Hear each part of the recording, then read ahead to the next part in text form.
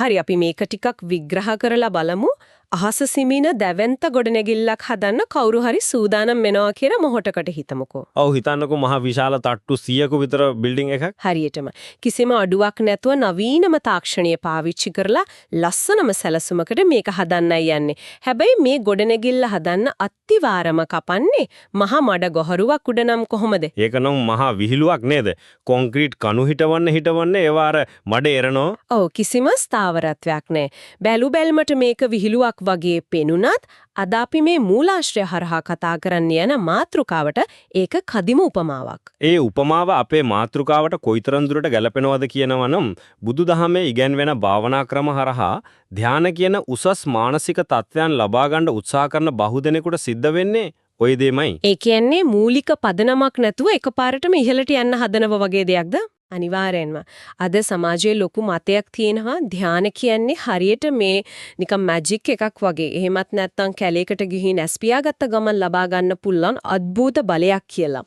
ඔව් බොහෝ දෙනෙක් එහෙම තමයි හිතාගෙන ඉන්නේ. හැබැයි අපි අද මේ ගැඹුරු ගවේෂණය සඳහා යොදා ගන්න මූලාශ්‍ර ඒ කියන්නේ විසුද්ධි මග්ගය වැනි පැරණි ග්‍රන්ථ අජාන් බ්‍රහ්මවංශෝ හිමියන්ගේ ප්‍රායෝගික ඉගෙනීම් සහ ශ්‍රී ලංකා බෞද්ධ පාලි විශ්වවිද්‍යාලයේ කතිකාචාර්යවරයෙකුගේ විවරණයන් මේ සියල්ලම එකම තැනකට නාභිගත වෙනවා.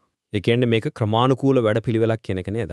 හරියටම මේක ඊටමත් ක්‍රමානුකූල පියවරින් පියවර ගොඩනැගිය යුතු මානසික විද්‍යාවක් කියන කාරණේ තමයි එතනින් කියවෙන්නේ. අර මඩගොහරුවේ අතිවාරයක් නැතුව ගොඩනැගිල්ලක් හදන්න බෑ වගේම තමයි මූලික සූදානමක් නැතුව ධානය ලබන්නත් බෑ. මේක හරිම වැදගත් තැනක්. මොකද ගොඩක් අය භාවනා කරන්න පටන්ගෙන ටික දවසකින් ඒක අතහරලා දානවා කිසිම ප්‍රතිඵලයක් නැහැ කියලා. ඔව් ඒකට හේතුව අර පදනම නැතිකම. ඇත්තටම අපි දවස පුරාම ෆෝන් එක දිහා බලාගෙන වැඩ රාජකාරී අස්සේ දහසක් ප්‍රශ්න ඔළුවේ තියාගෙන තරහ අරගෙන රැට නිදාගන්න කලින් විනාඩි 10ක් ඇස් දෙක පියාගත්තම හිත සම්පූර්ණයෙන්ම නිශ්චල වෙයි කියලා හිතන එක ප්‍රායෝගික නෑ නේද? කිසිසේත්ම ප්‍රායෝගික නෑ. ඒකයි මූලාශ්‍රවල පැහැදිලිවම පෙන්වා දෙන්නේ මේ මඩ ගොහරුව වේලලා ස්ථාවර කරගන්න අත්‍යවශ්‍ය පියවර දෙකක් තියෙනවා කියලා. ඒ පියවර දෙක මොනවද කියලා අපි ටිකක් පැහැදිලි කරමු නේද? ඔව් ඒ පියවර දෙක තමයි සීල පාරිශුද්ධිය සහ ඉන්ද්‍රිය සංවරය. අපි සරලව බැලුවොත් සීලය කියන්නේ තමන්ගේ සිතක පසුතැවිල්ලක් වර්ධකාරී හැඟීමක් ඇති නොවන විදිහට සාමාන්‍ය ජීවිතයේදී යහපත් හැසිරීමක් පවත්වා ගැනීම. ඒ කියන්නේ කෙනෙක් දවස පුරාම අනුන්ට වාංචා කරලා රණ්ඩු වෙලා ඇවිත් භාවනා කරන්න වාඩි වුණාම අර මතකයන් ඔලුවට එන්න ගන්නවා. හරියටම. එහෙම වුණාම හිත එකඟ කරන්න බෑ. ඊළඟ කාරණය තමයි ඉන්ද්‍රිය සංවරය. ඒ කියන්නේ ඇස, කන, නාසය ආදී ඉන්ද්‍රියන්ගල මෙන අරමුණු පාලනය කිරීම.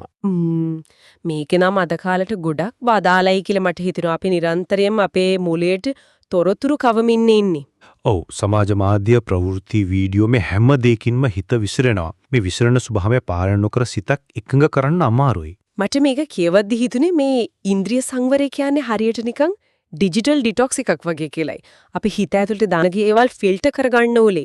ඒක හොඳ උපමාවක්. හැබැයි මේ ෆිල්ටර් කිරීම අසාර්ථක වුණාම හිත ඇතුලේ ලොකු බාධක පහක් නිර්මාණය වෙනවා කියලා බුදුදහමේ විස්තර කරනවා. අර පංච නීවරණ කියන බාධක පහ නේද? මේවා තමයි ධානා මාවතේ තියෙන ලොකුම අභියෝගය. ඔව් මෙහිදී වඩා සිත් ගන්න කරනු වෙන්නේ මේ නීවරණ පහ ක්‍රියාත්මක වෙන විදිහ. අපි නිකම්ම මේ නම් ටික කියවගල යන්නේ නැතුව ඇත්තටම මේවා අපේ සාමාන්‍ය ජීවිතයේදී දැනෙන්නේ කොහොමද කියලා ටිකක් පැහැදිලි කරමු. පළවෙනි එක කාමච්ඡන්ද. කාමච්ඡන්ද කියන්නේ පංචේන්ද්‍රිය අරමුණු වලට තියෙන දැඩි ආශාව. මේක භාවනාවට වාඩි වුණාම කොහොමද එන්නේ? සමහර වෙලට ඊළඟට කන්න තියෙන රසවත් කැම වේල ගැන හිතෙන්න පුරවම්. එහෙමත් නැත්නම් අර කලින් කිව්වා වගේ ෆෝන් එකේ නොටිෆිකේෂන් එකක් ආවද කියලා බලන්න තියෙන නොතිත ආශාව. අන්න ඒකයි. හිත නිතරම කැමති අලුත් ප්‍රසන්න දේවල් අත්විඳින්න. ඒ අත්දැකීම් පස්සේ හිත දුවන එකට තමයි කාමච්ඡන්දය කියන්නේ. ඊළඟට ව්‍යාපාද. මේක නම් අපි හැමෝටම හරිම සමීප අත්දැකීමක්. ඔව් උදේ වැඩට යනකොට වාහනේ හරස් කරපු කෙනාගෙන හරි ඔෆිස් එකේදී කවුරු හරි කියපු කතාවක් හරි මතක් වෙලා හිත ඇතුලේ ලොකෝ තරහක් ගැටීමක් ඇති වෙනව නේද? අනිවාර්යෙන්ම. සමහර වෙලාවට අවුරුදු 10කට කලින් වෙච්ච රණ්ඩුවක් භාවනා කරන්න වාඩි වුණාම මතක් වෙලා හිත රත් වෙනවා. ඒක හරියට හිත ඇතුලේ ගින්නක් පට්ටු වෙනවා වගේ. හරියටම එම වෙනකොට ඊළඟ බාධකයක් එන්න පුළුවන්. ඒ තමයි තීන මිද්ද. ඒ කියන්නේ සිතේ සහ කයේ තියෙන අලසකම බරගතිය. ඒ කියන්නේ සමහර වෙලාවට අපි භාවනා කරන්න වාඩි වෙන්නේ හරිම උනන්දුවෙන් උනත් විනාඩි 5 කියන්න කරින් ඇඟට මහා බරක් දැනෙනවා නිදිමත එනවා. ඔව් හිත සරියට ඝන වෙච්ච පැණි වගේක් වගේ කිසිව ක්‍රියාකාරීත්වයක් නැතුව යනවා. ඊළඟ එක උද්ධච්ච කුක්කුච්ච. මේක අර තීන මිද්දේ අනිත් පැත්ත. සිත විසිරී යාම සහ පසුතැවිල්ල. ඒ කියන්නේ හිත එක තැනක තියන්නම බෑ. අතීතයටයි අනාගතයටයි පැන පැන යනවා. අර මීට අවුරුදු 5කට කලින් කරපු මෝඩ වැඩක් එකපාරටම මතක් වෙලා හිතට වද දෙනවා. ඔව්. ඒක හරියට රිමෝට් එකෙන් ටීවී channel මාරු කරනවා වගේ හිත එක එක අරමුණු වලට පනිනවා. අන්තිම නීවරණය තමයි විචිකිච්ඡා. ඒ කියන්නේ සැකය. මේක හරිම භයානක බාධකයක් නේද? ඇත්තටම අපි භාවනා කරගෙන යනකොට එකපාරටම හිතෙනවා මම මේ කරන දේ හරිද? මේකෙන් ඇත්තටම ප්‍රතිඵලයක් තියෙනවද? මට මේව කරන්න පුළුවන්ද කියලා. එහෙම සැකේ ආවම මුළු ක්‍රියාවලියම කඩාගෙන වැටෙනවා. මූලාශ්‍රවල පැහැදිලි කරන්නේ ධානයක් කියන්නෙම මේ නීවරණ පහ తాවකාලිකව සම්පූර්ණයෙන්ම යටපත් කරලා ලබන නිදහසට කියලයි. හලියටම කිව්වා. අර මඩගොහරුව සම්පූර්ණයෙන්ම වේලලා තද කරලා කොන්ක්‍රීට් දාන්න පුළුවන් මට්ටමට ස්ථාවර කරගත්තා වගේ අවස්ථාවක් තමයි ඒක. එතකොට ඒ භූමියේ ස්ථාවර කරගත්තාගේ පස්සේ තමයි අපි ගොඩනැගිල්ල හදන්න පටන් ගන්න. ඒ කියන්නේ භාවනාව ප්‍රායෝගිකව ආරම්භ කරන්නේ. ඔව් මෙතනදී තමයි කමඨාන් එහෙම නැත්නම් භාවනා අරමුණු වල වැදගත්කම එන්නේ. විසුද්ධි මග්ගයේ පැහැදිලිව සඳහන් වෙනවා ධානය ලබා ගැනීම සඳහා යොදා ගන්න පුළුවන් කමඨාන් 40ක් තියෙනවා කියලා. හැබැයි මට මෙතන පොඩි ප්‍රශ්නයක් තියෙනවා. ඇයි කමඨහන් 40ක්? මම භාවනා කරන්න පටන් ගන්නවා නම් මට පුළුවන් මට කැමති ඕනම එකක් තෝරගන්න. එහෙමත් නැත්නම් හැමෝටම හුස්ම ගැනීමේ භාවනාව විතරක් කරාම මදිද? මේකෙන් හරි වැදගත් ප්‍රශ්නයක් මතුවෙනවා. හැම මිනිස්යාගේම මානසික ව්‍යුහය එක වගේ නෑනේ. බුදු දහමේ පුද්ගල චරිත ප්‍රධාන කොටස් කීපයකට බෙදෙනවා. රාග චරිත, ද්වේෂ චරිත, මෝහ චරිත, ශ්‍රද්ධා චරිත, බුද්ධි චරිත විදියක. එතකොට මේ කමඨහන් 40 දීලා තියෙන්නේ මේ විවිධ චරිත ස්වභාවයන්ට ගැලපෙන්නයි. හරියටම කෙනෙක් වෛද්‍යවරයෙක් ගාවට ගියාම ලෙඩේ හැටියටන බෙහෙත් දෙන්නේ. අන්න ඒ වගේ. උදාහරණයක් විදිහට කෙනෙක් නිතරම දේවල් වලට ඇලෙන, භෞතික රූපවලට දැඩිව ආශා කරන රාගය බහුල චරිතයක් නම් ඒ කෙනාට වඩාත් ගැලපෙන්නේ අශුභ භාවනාව. ඒ කියන්නේ ශාරීරියේ තියෙන පිළිකුල් සහගත ස්වභාවය මෙනෙහි කිරීම නේද? ඒකින් අර ඇලෙන ස්වභාවය කැපිලා යනවා. ඔව් හැබැයි හිතන්නකෝ නිතරම තරහ යන එක්මනින් කේන්ති ගන්න අනුන්ගේ වැරදිම පේන ද්වේෂ චරිතයකට අපි අශුභ භාවනාව දුන්නොත් මොකද වෙන්නේ කියලා. ඒකෙන් තරහව තවත් වැඩි වෙන්න පුළුවන් නේද? Taman ගැනත් අනිත් අය ගැනත් තියෙන ගැටීම වැඩි වෙයි. අනිවාර්යෙන්ම ඒ වගේ කෙනෙකුට දෙන්න ඕනේ මෙත්තා භාවනාව වගේ සතර අප්‍රමාණ භාවනාවක්. සීල සත්‍යෝ නිදුක් වෙත්වා නිරෝගී වෙත්වා කියලා මෛත්‍රිය පතුරවනකොට අර ද්වේෂය නිවිලා ගිහින් හිත එකඟ වෙනවා. පැහැදිලි. එතකොට බුද්ධිමත් නිතරම දේවල් තර්කානුකූලව හිතන අයට ඒ අයට මරණානුස්සතිය වගේ දේවල් ගැලපෙනවා. හැබැයි මේ අතරින් පඨවි, ඒ කියන්නේ පොළව, ආපෝ, ජලය, තේජෝ, ගින්න, වායෝ, සුළඟ වගේ කසින භාවනාව බොහෝ දෙනෙකුට පොදුවේ භාවිතා කරන්න පුළුවන් කියලා මූලාශ්‍රවල දැක්වෙනවා. මං කැමති අපි මේ ක්‍රියාවලිය ඇත්තටම සිද්ධ වෙන්නේ කොහොමද කියලා තේරුම් ගන්න ඔය කියන කසින භාවනාවක් ඇසුරෙන් ටිකක් ගැඹුරටම යන්න. විශේෂයෙන්ම තේජෝ කසිනය, එහෙම නැත්නම් ගිනි කසිනය. ඒක හොඳ අදහසක්. මං කියපු සටහන් වල මේකට ගොඩක් විස්තරාත්මකව තිබුණා. කොහොමද කෙනෙක් භෞතික ගින්නක් දිහා බලාගෙන ඉඳලා ඒකෙන් තමන්ගේ මනස ඇතුලේ ධානයක් දක්වා ගමන් කරන්නේ. මේක ඇතුලේ තියෙන මනෝවිද්‍යාත්මක ක්‍රියාවලිය මොකද්ද? තේජෝ කසිනේ කියන්නේ මේ මානසික පරිවර්තනය පැහැදිලි කරන්න පුළුවන් කදිම උදාහරණයක්. විසුද්ධි මග්ගයට අනුව මේක පටන් ගන්නේ භෞතික ගින්නකින්. ඒ කියන්නේ ඇත්තම ගින්නක් දිහා බලන් ඉන්න ඕනේද? ඔව්. භාවනා කරන කෙනා નિયમિત ප්‍රමාණයේ රවුම් සිදුරක් තියෙන ආවරණයක් හරහා දර ගින්නක් දිහා බලාගෙන ඉන්නවා. මෙතනදී ගින්නේ රස්නයවත්, දර කෑලි පිච්චෙන හැතිවත්, ගින්නේ පාටවත් නෙවෙයි හිතන්නේ. එහෙනම් මොකද්ද හිතන්නේ? හුදේ ගින්න කියන සංකල්පේ, ඒ කියන්නේ තේජෝ කියලා හිතින් මෙනෙහි කරමින් ඒ ගිනි රවුම දිහා බලාගෙන ඉන්නවා. මේ ඇසින් දකින භෞතික අරමුණට අපි කියනවා පරිකර්ම නිමිත්ත කියලා.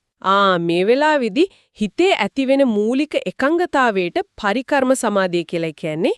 ඒ කියන්නේ මේ අවස්ථාවේදී හිත තවමත් භෞතික ලෝකයේත් එක්ක දැඩිව ගැටිලා තියෙන්නේ නේද? හරියටම. අපි ඇස් දෙකෙන් දකින දේ තමයි හිතට ගන්නෙ. හැබැයි ටික කාලයක් මේ දේම එක දිගට කරනකොට අපූර්ව දෙයක් වෙනවා. ඒ කියන්නේ ඇස් පියාගත්තත් අර ගිනි රවුම හරියටම ඇස් අරගෙන ඉන්නා වගේම අපේ හිත ඇතුලේ පේන්න ගන්නව නේද? හරියට අපි ගොඩක් වෙලා විදුලි බුබුලක් දිහා බලාගෙන ඉඳලා ඇස් පියාගත්තම ඒකේ සලකුණක් පේනවා වගේ. ඊ උපමාවට යම් සමානකමක් තියෙනවා. හැබැයි ඊට වඩා මේක ගැඹුරුයි. අර විදුලි බුබුලේ සලකුණ තියෙන්නේ අපේ ඇහි දෘෂ්ටි විතානේ. නමුත් මේ ගිනි රවුම මැවෙන්නේ සම්පූර්ණයෙන්ම මනසේ. ඒ කැලේ ඇස් පියාගත්තත් ඊටාම පැහැදිලිව මේක පේනවා. ඔව්. අනේ සිතේ මැවෙන රූපේට කියන උග්ඝහ නිමිත්ත කියලා. මේ අවස්ථාවට ආවට පස්සේ අර භෞතික ගින්න අවශ්‍ය නැහැ. ඇස් පියාගෙන මේ මානසික රූපේ දිහා බලන් භාවනා කරනවා. ඊට පස්සේ සිද්ධ වෙන දේ තමයි මාව ඇත්තටම පුදුමයටපත් කළේ. මූලාශ්‍ර පැහැදිලි කරනවා මේ උග්ඝහ නිමිත්තත් එක්ක දිගටම භාවනා කරනකොට එක්තරා අවස්ථාවක මේ ගින්නේ තියෙන දෝෂ, ඒ කියන්නේ දුම්රොටු, අලු, ගිනි පුපුරු වගේ දේවල් සම්පූර්ණයෙන්ම මැකිලා යනවා කියලා. ඔව් ඒවා මැකිලා ගිහිලා ඊටමත් පැහැදිලි පිරිසිදු ආලෝකමත් ටැටියක් වගේ ස්වභාවයක් සිතේ පහළ වෙනවා. ඒකට කියන්නේ පටිභාග නිමිත්ත. ඇයි එකපාරටම මේ ගින්න පිරිසිදු ආලෝකයක් බවට පත් වෙන්නේ? ඒක ඊටමත් තීරණාත්මක අවස්ථාවක්. ඇයි ඒ දෝෂ මැකිලා යන්නේ කියනවනම් දැන් සිත භෞතික ලෝකයෙන් සම්පූර්ණයෙන්ම වෙන් වෙලයි තියෙන්නේ. භෞතික ගින්නක තමයි දුම අලු තියෙන්නේ. නමුත් දැන් මේ පේන්නේ සිතේ තියෙන පිරිසිදු බව. ඒකාග්‍රතාවයේ සංකේතවත් කරන මානසික නිර්මාණයක්. හරියට සිත Tamanගෙම පිරිසිදු බව කණ්ණාඩියකින් දකිනවා වගේ. හරියටම මේ පටිභාග නිමිත්ත පහළ වෙනකොටම අර අපි මුලින් කපා කරපු පංච නීවරණ ඒ කියන්නේ මඩ ගොහරුව සම්පූර්ණයෙන් යටපත් වෙලා ඉවරයි. සිත කිසිම බාධාවක් නැති ඊටමත් ප්‍රබල තියුණු මට්ටමකට ආවෙත්. මේ අවස්ථාවට නේද උපචාර සමාධිය කියලා කියන්නේ. ඒ කියන්නේ ධානයේ දොරටුව ළඟටම ඇවිත් තියෙන්නේ. ඔව් මෙතන ඉඳලා ප්‍රථම ධානයට යන ගමන තමයි භාවනාවේ තියලා අසීරුම ඒ වගේම සිත් ගන්නාසුළුම කඩයිම. මෙන්න මෙතෙන්දි තමයි මේක ඇත්තටම ගොඩක් සිත් ගන්නාසුළු වෙන්නේ. මම දැක්කා අජාන් බ්‍රහ්ම වංශෝ හිමියන්ගේ ලිපියේ මේ අවස්ථාව ගැන හරිම අපූර්ව විග්‍රහයක් තියෙනවා. උන්වහන්සේ ආනාපාන සතිය ගැන කතා කරනකොට මේ අවස්ථාවට කියන්නේ පියකර හුස්ම කියලා. ඔව් ඒ කියන්නේ beautiful breath කියන සංකල්පය. මේ දොරටුවෙන් ඇතුළට යන්න නම් භාවනා කරන කෙනා ඇතුලේ ඉන්න කරන්නා එහෙමත් නැත්නම් the doer සම්පූර්ණම අතුරුදහන් වෙලා දැන සිටින්නා පමණක් ඉතිරි වෙන්න ඕන කියලා මූලාශ්‍ර අවධාරණය කරනවා. ඒක හරිම සියුම් කාරණයක්. ටක් කියලා. නියමුවා මහන්සි වෙලා යානය ඉහළහසට අරගෙන ගියාට පස්සේ ඔටෝ පයිලට් තාක්ෂණයට යානය බාර දෙනවා. එතනින් පස්සේ යානය ඉබේම පාවෙලා යනවා. හැබැයි නියමුවා ආයමත් ස්ටියරින් වීල් එක අල්ලලා යානය පාලනය කරන්න හැදුවොත් ඔටෝ පයිලට් එක විසන්දි වෙලා යානය ගැස්සෙනෝ නේද? ඒ ඔටෝ පයිලට් උපමාව නම් මේ මනෝවිද්‍යාත්මක ක්‍රියාවලියට හරියටම ගැලපෙනවා. භාවනා කරන කෙනෙකුට උපචාර සමාධියේදී මේ පිරිසිදු ආලෝකය හරි අර පියකර හුස්ම හරි දැනෙනකොට ලොකු සතුටක් එනවා. එතකොටම අපේ සාමාන්‍ය පුරුද්දට අනුව අර කර්ණ අවදි වෙනවා. ඒ කියන්නේ මට දැන් ධානයක් එන්නයි යන්නේ මම මේක තවත් අදින් අල්ල ගන්න ඕනේ කියලා හිතනවා. අන්න ඒකයි. අර නියමුවා ස්ටියරින් වීල් එක අල්ලුවා වගේ. එතකොටම සිත ගැස්සිලා සමාධිය බිඳෙනවා. උපචාර සමාධියේ ඉඳලා ප්‍රථම ධානයට සිතපත් වෙන්න නම් කිසිම පාලනය කිරීමක් නැතුව සිතට ඒ නිමිත්ත ඇතුළට ගලාගෙන යන්න ඉඩ දෙන්න ඕනේ. මේ විදියට සිත ඒ පටිභාග නිමිත්ත ඇතුළටම කිඳා බැස්සට පස්සේ බාහිර ලෝකයේත් එක්ක අපිට තියෙන සම්බන්ධය සම්පූර්ණයෙන්ම වගේ නැති වෙනව නේද? සම්පූර්ණයෙන්ම නැති වෙනවා. ඇස, කන, නාසය, දිව, ශරීරය කියන භෞතික ඉන්ද්‍රියන් පහම ක්‍රියා විදහිත වෙලා මනෝ ඉන්ද්‍රිය පමණක් අවදීන් ඉන්න තත්වයකට පත් වෙනවා කියලා තමයි මූලාශ්‍රවල සඳහන් වෙන්නේ. එතකොට මේ ප්‍රථම ධානයේදී සිතේ අලුත් ගුණාංග පහක් මතුවෙනවා. ඒවට තමයි ධානාංග කියලා කියන්නේ. විතක්ක, ਵਿਚාර, ප්‍රීති, සුඛ සහ ඒකග්ගතා. අපි මේවා එකිනෙක ගෙනහැර දක්වලා බඩමු. ඇත්තටම මොකක්ද මේ මනස ඇතුලේ වෙන්නේ කියලා. මුලින්ම ගනිමු විතක්ක සහ ਵਿਚාර. මේ වචන දෙක අපිට ටිකක් නුහුරුයි. විතක්ක කියන්නේ සිත නැවත නැවතත් අර අරමුණට, ඒ කියන්නේ නිමිත්තට යොමු කරන ස්වභාවය. විචාර කියන්නේ සිත ඒ අරමුණ වටාම රැඳී සිටින ස්පර්ශ කරන ස්වභාවය. මේක අපිට තේරුම් ගන්න ලේසි උපමාවක් තියනවාද? ඔව් අපි මේක උපමාවකින් තේරුම් ගනිමු. හිතන්න සීනුවකට ගහනවා කියලා. අර මිටියෙන් සීනුවට වදින පළවෙනි පහර තමයි විතක්ක. ඊට පස්සේ සීනුවෙන් නිකුත් වෙන අඛණ්ඩ නාදය ඒ දෝංකාරය තමයි විචාර. එහෙමත් නැත්නම් මී මැස්සෙක් මලක් හොයාගෙන පියාඹලා ආවිත් මල උඩට වහන එක විතක්ක, මල වටේ කැරකෙමින් රොන් බොන එක විචාර. හරියටම මේ අංග දෙකෙන් සිත අරමුණෙන් පිට යන්න නොදී අල්ලගෙන ඉන්නවා. ඊළඟට තියෙන්නේ ප්‍රීති. මේක හරිම ආකර්ශනීය කාරණයක්. සිත මේතරම් පිරිසිදු වුණාම ඇතිවෙන අතිමහත් ප්‍රමෝදයට, කායිකව සහ මානසිකව දැනෙන උද්දාමයට තමයි ප්‍රීතිය කියන්නේ. ඔව්. හැබැයි අජාන් බ්‍රහ්මවංශෝ හිමියන් පෙන්වා දෙනවා ගොඩක් ආරම්භකයන් මේ ප්‍රීතියට බිය වෙනවා කියලා. ඇයි ඒ බිය වෙන්නේ? මොකද ශරීරයේ බරක් නැති වෙලා හිත වෙනදාවත් නොවින්දපු තරම් දැඩි සතුටකටපත් වෙනකොට තමන්ගේ ශරීරය නැති වෙලා යනවදෝ කියන බයක් දැනෙන්න පුළුවන්. හැබැයි මූලාශ්‍ර පැහැදිලි කරන්නේ මේ ප්‍රීතිය හරියට මැලියමක් වගේ කියලයි. ඒ මැලියමෙන් තමයි සිත අරමුණේ තදින් අලවලා තියාගන්නේ. පැහැදිලි. ඒ වගේම ඊළඟ අංගය තමයි සුඛ. ප්‍රීතිය කියන්නේ ටිකක් ක්‍රියාකාරී උද්වේගකර සතුටක්නේ. සුඛ කියන්නේ ඊට වඩා ගොඩක් ශාන්ත, නියුණු, අසීමිත සැහැල්ලුවක් නේද? ඔව්. කායික වේදනාවන් සම්පූර්ණයෙන්ම නැති වී ගිය පහන් ස්වභාවයක්. හරියට දැඩි රස්නයක ඇවිත්ලා සිසිල් ගසක් යට වාඩි වුණාම දැනෙන සැනසීම වගේ. අවසාන අංගය ඒකාග්‍රතා. ඒ කියන්නේ වෙන කිසිම අරමුණක් නැතිව සිත එකම අරමුණක අඛණ්ඩව පිහිටා තියෙන ඒකාග්‍රතාවය. මේ අංග පහම සමබරව තියෙන අවස්ථාව තමයි ප්‍රථම ධානය කියලා කියන්නේ. හරියටම. ඇත්තට මේක අහනකොට හිතට පුදුම සහනයක් දැනෙනවා. හැබැයි මට මූලාශ්‍ර කියවනකොට තවත් ලොකු කුතුහලයක් ආවා. ඒ මොකද්ද? ප්‍රථම ධානයට පස්සේ තවත් ධාන මට්ටම් තියෙනවා දෙවන තෙවන සහ හතරවන ධාන විදියට. සාමාන්‍ය ලෝකයේදී අපි දියුණු වෙනවා කියන්නේ තවත් දේවල් එකතු කරගන්න එකටනේ. අපි මුදල් එකතු කරනවා, දැනුම එකතු කරනවා. හැබැයි මේ ධාන ලෝකයේදී ඉහළට යනවා කියන්නේ අලුතින් දේවල් එකතු කරනවා වෙනකොට දැනට තියෙන දේවල් පවා අත්හරින එකක් නේද? ඔව්. ඒක බුදුදහමේ තියෙන ඊටමත් ගැඹුරු දාර්ශනික හරයක් මෙම ප්‍රායෝගික සත්‍යයක්. ධානවලේ ඉහළට යනවා කියන්නේ සිතේ සියුම් බව සහ ශාන්ත බව වැඩි කරන එක. ඒ කියන්නේ ප්‍රථම ධානයේ තියෙන අංග අත්හරිනවද? හරියටම ප්‍රථම ධානය ඊටමත් ප්‍රමෝදවත් බලගතු තත්වයක් වුණත් ටික කාලයක් එකේ ඉන්නකොට භාවනා කරන කෙනාට තේරෙනවා අර විතක්ක සහ විචාර කියන ලක්ෂණ දෙක ටිකක් රළුයි. ඒකෙන් සිතට යම්කිසි වෙහෙසක් බරක් තියෙනවා කියලා. ඉතින් එයා ඒ අංග දෙක අත්හැරලා දානවා. එතකොට සිත ඊට වඩා සියුම් දෙවන ධානයටපත් වෙනවා.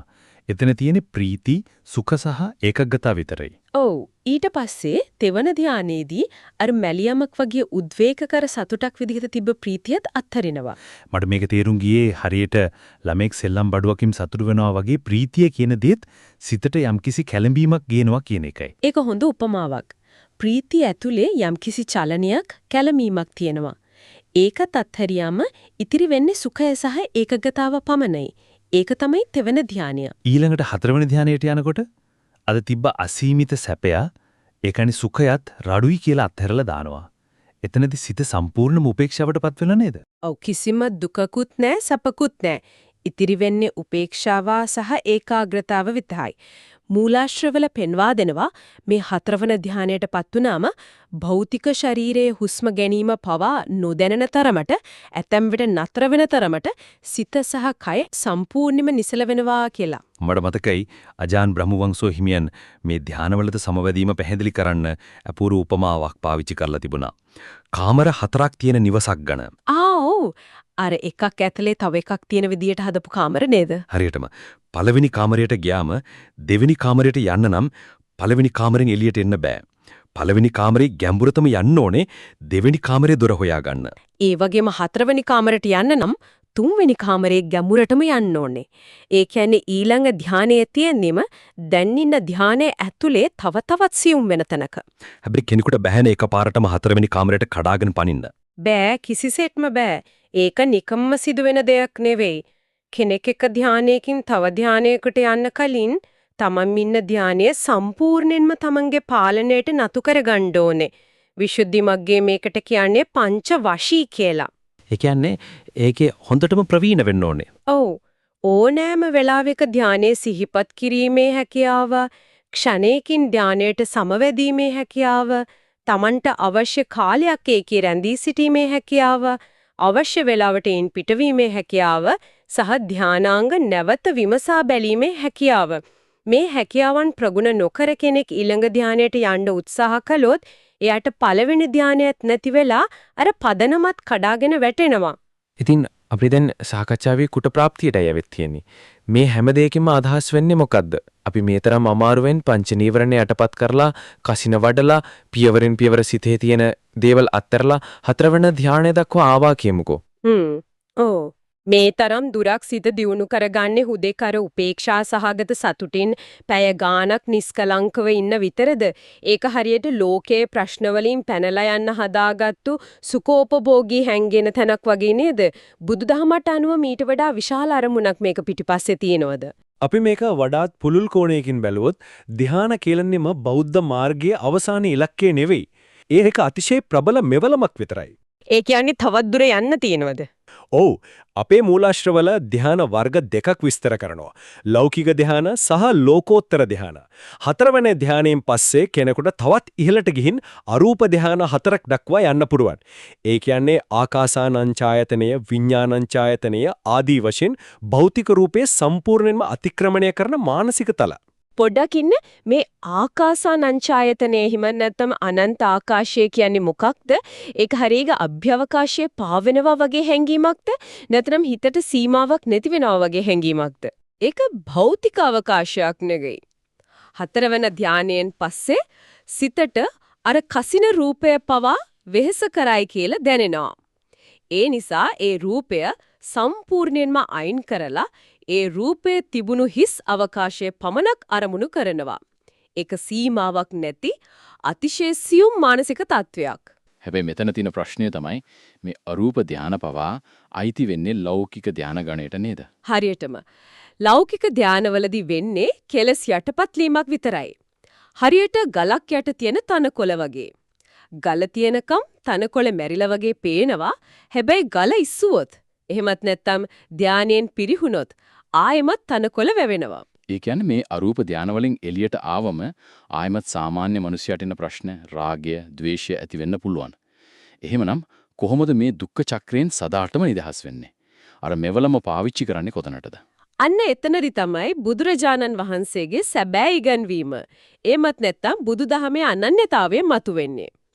හතරවෙනි ධානයෙන් ලබන අර උපරිම පිරිසිදු බලගතු නිශ්චල සිත යොදා ගන්න ඕනේ විදර්ශනාව සඳහා. විදර්ශනාව කියන්නේ විපස්සනා භාවනාව නේද?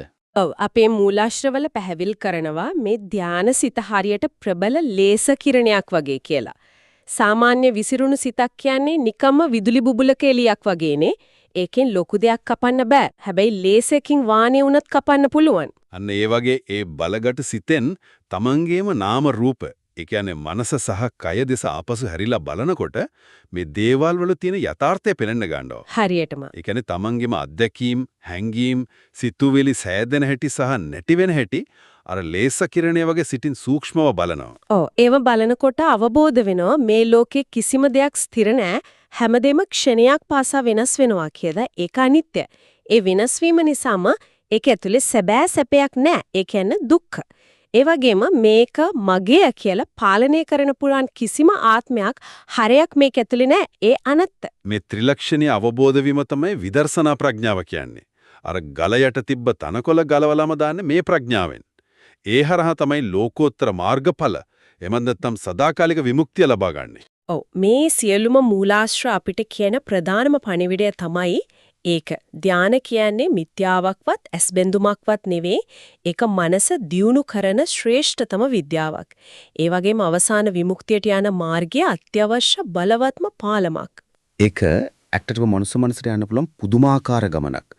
අපි අද කතා කරපු මුළු මාර්ගය දිහා ආපසු හැරලා බැලුවත් සාමාන්‍ය පුද්ගලෙක් තමන්ගේ ශීලය ආරක්ෂා කරගෙන ඉන්ද්‍රියන් සංවර කරගෙන අර මඩගොහරුව මත ස්ථාවර පදනම හදා ගන්නවා.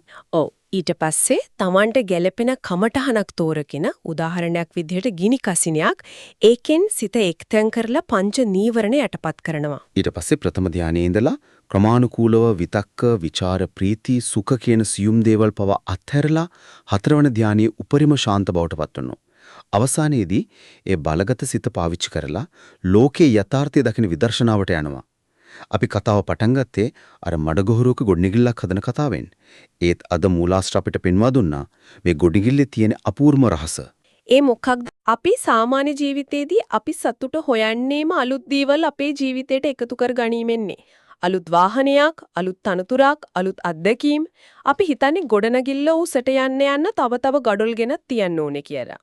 ඒක ඇත්ත. සාමාන්‍ය ලෝක ස්වභාවය ඒකනේ. හැබැයි අද මේ ගැඹුරු ගවේෂණය අපිට පෙන්වා දුන්නේ මිනිස් මනසට අත්විඳින්න පුරුවන් ඉහළම ගැඹුරුම සහ පිරිසිදුම සතුට ලැබෙන්නේ කිසිවක් එකතු කිරීමෙන් නෙවෙයි තියෙන සියලුම පියවරෙන් පියවර අත්හැරීමෙන් බවයි. විතක්කය අත්හරිනවා, ප්‍රීතිය අත්හරිනවා, අවසානයේදී සැපය පවා අත්හරිනවා. එසේනම් සැබෑ සතුට සෙවීම සඳහා අපි මේ යන ගමන්මග ගැන අපි දේවල් පසුපස හම්බායමින් එකතු කරන එක ගැන අපිට නැවත වරක් සිතා බැලීමට කාලය අවිත් නේද? ඒක ඇත්තටම හිතන්න ඕනේ දෙයක්. ඒ ඉඩහිස් කරන තරමට නේද අර අහස සිමින ගොඩනැගිල්ලේ සැබෑ ශාන්තිය තියෙන්නේ. ඒ කුතුහලයේ දනවන ප්‍රශ්නය ඔබේ මනසට ඉතිරි කරමින් අද අපි මේ ගැඹුරු ගවේෂණය මෙතනින් නිමා කරනවා.